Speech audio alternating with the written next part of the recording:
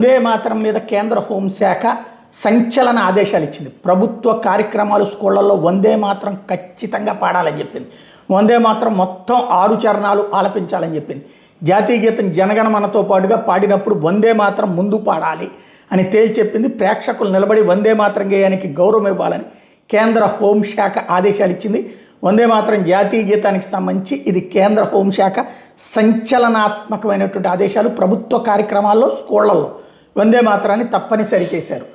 ఈ వందే మాతరం అన్నటువంటి దాన్ని మొదట మన దేశంలో పాడేవాళ్ళం. మాకు చిన్నప్పుడు ఇక్కడ స్కూళ్ళల్లో ఖచ్చితంగా ఉండేది. అది మరి స్వతంత్రం వచ్చాక మా చిన్నప్పుడు అంటే మేమేమి భూమి పుట్టక ముందు పుట్టలేదు కదా, స్వతంత్రానికి ముందు మేము స్కూల్ చదివేదాకండి 88, 89 దాకా ఉంది.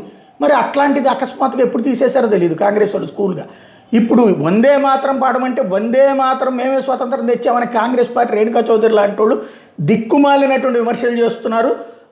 ఏదైతే వందే మాతరం అన్నటువంటి దాన్ని మతపరమైనటువంటి దాని కింద చూస్తున్నారు.